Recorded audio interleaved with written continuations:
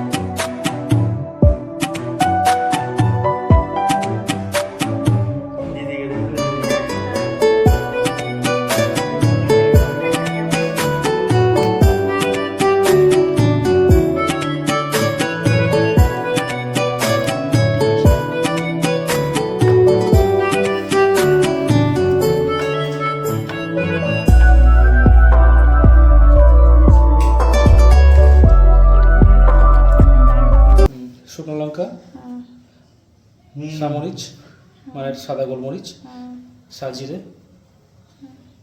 বড় এলাচ, দারুচিনি, জায়ফল, ছোট এলাচ, জয়ত্রী, লবঙ্গ, তেজপাতা আর গোটা ধনে, ড্রাই রোস্ট।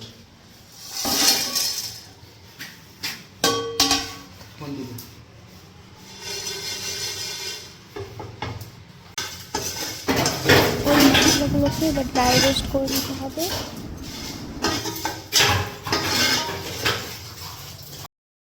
মশলাগুলো ড্রাই রোস্ট করা হয়ে গেছে, এবার জাস্ট ঠান্ডা করে গুঁড়ো করে নিতে হবে।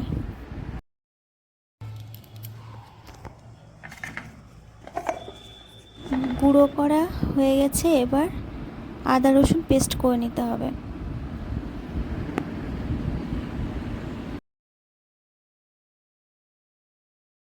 এবার বিরিয়ানির পটে সাদা তেল আর ঘি দিয়ে দিতে হবে।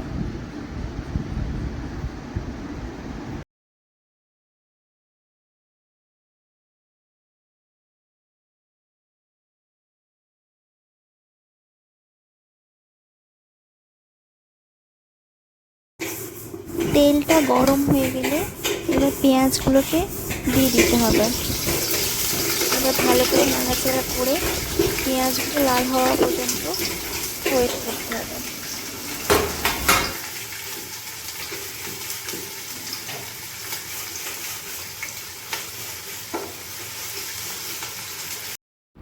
এবার পেঁয়াজটা ফ্রাই হতে হতে আমি দুধের সাথে খোয়া ক্ষীরটা ভালো করে মিক্সড করে নেব। ভালোভাবে মিক্সড করতে হবে।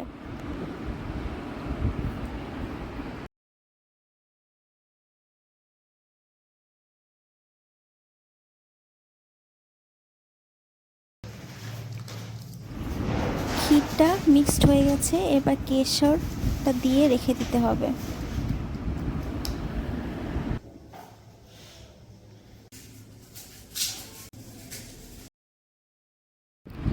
এরপর পেঁয়াজের মধ্যে কাশ্মীরি গুঁড়ো লঙ্কা দিয়ে দিতে হবে। তারপর হলুদ দিয়ে দিতে হবে, স্বাদ মতো লবণ আর পরিমাণ মতো জল দিয়ে ভালো করে নেড়ে নিতে হবে। তারপর 5 মিনিটের জন্য ঢেকে রাখতে হবে।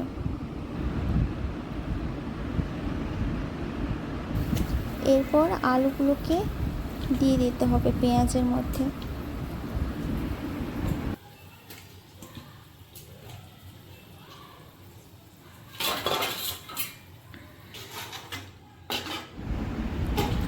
এরপর আলুগুলো 70% সেদ্ধ করা পর্যন্ত ঢেকে রাখতে হবে।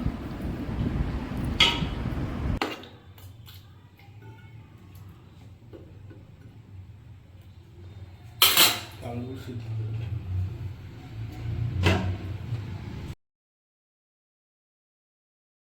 এরপর আদা রসুনের পেস্টটা দিয়ে ভালো করে নেড়ে নিতে হবে। তারপর আবার ঢাকা দিয়ে রাখতে হবে। কি হবে? এরপর আলুগুলোকে তুলে নিতে হবে। 70% এর মতো সেদ্ধ হয়ে গেলে আলুগুলোকে তুলে রাখতে হবে।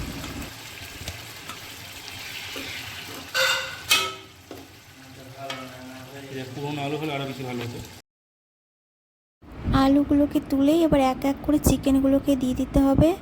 এবার ভালো করে নেড়ে দিয়ে ঢাকা দিয়ে রাখতে হবে। জল দিবেন না, কারণ যে চিকেন থেকে এমনিতেই জল ছাড়ে। এখানে একটা গেলে কি মনে থাকে তেজপাতা, এর মধ্যে দিয়েছি তেজপাতা, লবঙ্গ, এলাচ আর দারচিনি আর লবণ।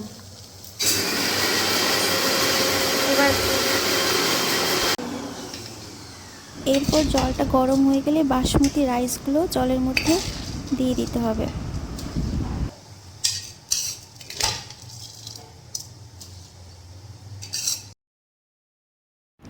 এরপর কেওড়া জল আর গোলাপ জল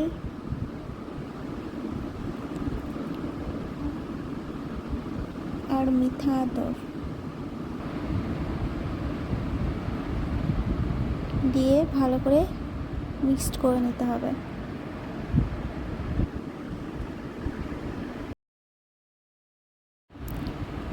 এরপর চিকেনগুলো সেদ্ধ হয়ে গেলে আলুগুলো চিকেনের মধ্যে দিয়ে দেব। এক এক করে সব আলুগুলোই দিয়ে দিতে হবে।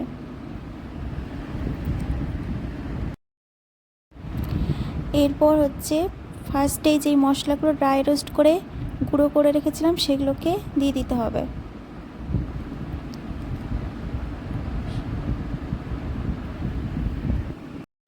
এরপর রাইসগুলো দিয়ে দিতে হবে। অল্প, সম্পূর্ণ না, কিছুটা দিব, অল্প অল্প করে। আর মনে রাখতে হবে রাইসটাতে সম্পূর্ণ সেদ্ধ না হয় 70% সেদ্ধ করতে হবে।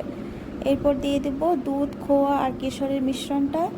তারপর দিয়ে দেবো কেওড়া জল, গোলাপ জল আর মিঠা আতরের মিশ্রণটা দিয়ে দিতে হবে।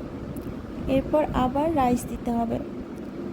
আবার সেম প্রসেসে যেগুলো দিয়েছিলাম আবার সেইগুলোই দিতে হবে।